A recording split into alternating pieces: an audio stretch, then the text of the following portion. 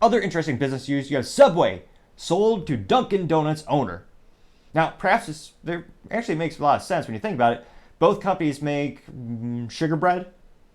I say that partially as a joke, but there's so much sugar in Subway bread.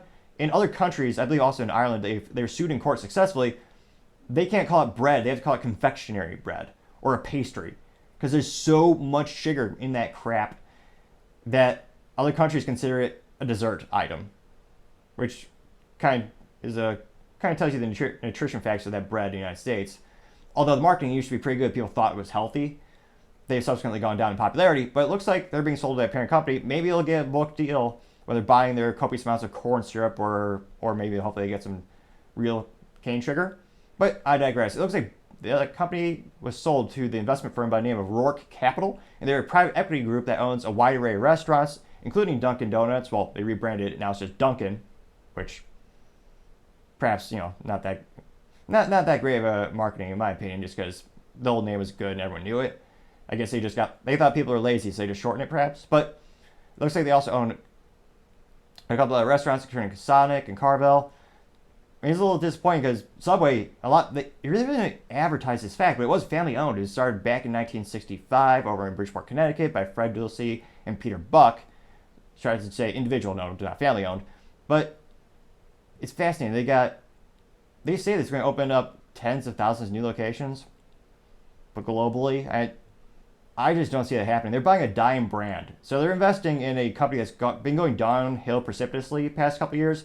There was a peak, I believe, maybe 10 years ago, when you could not throw a brick out of a window without hitting a Subway, as well as another Subway. There were so many of them because it was so successful. You could print money, basically, by opening up a restaurant.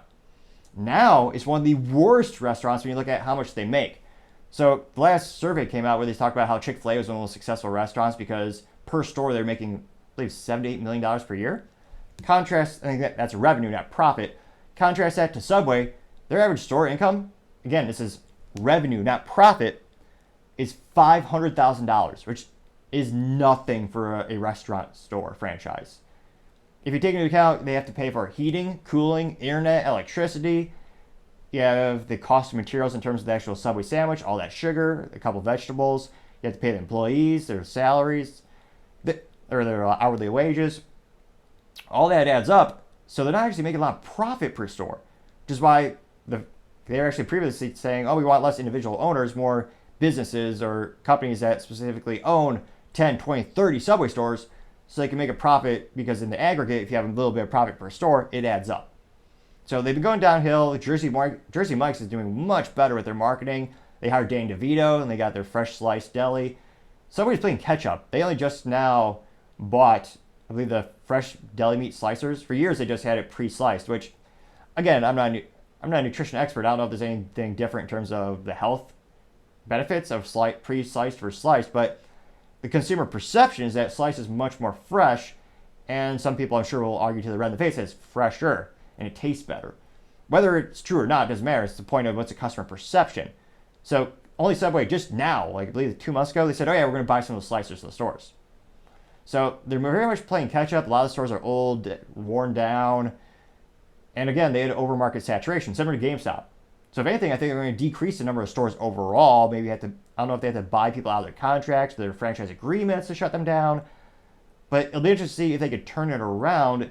I suspect they'll eventually want to go for IPO. A lot of these private equity firms, of course, they'll buy the company. They'll either sell it off to another company eventually, or they'll do an initial public offering. They'll make up their money and make a profit that route as well. So it'll be interesting to see.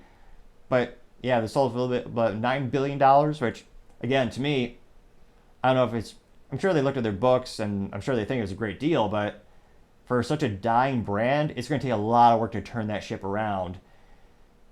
And I don't know if it's really worth the effort. So it'll be interesting to see, but I always say, time shall tell. Thank you, everyone, for taking the time to tune in. Again, we're trying to get to 3,000 subscribers by the end of August, so you can click that button and greatly appreciate it. Also, don't forget to take the time to like as well as comment. The feedback is greatly appreciated, helps the channel grow and develop. Also, and lastly, don't forget to tell your family, tell your friends, tell your coworkers, heck, tell your enemies, tell anyone and everyone. Just stay safe and fight the good fight.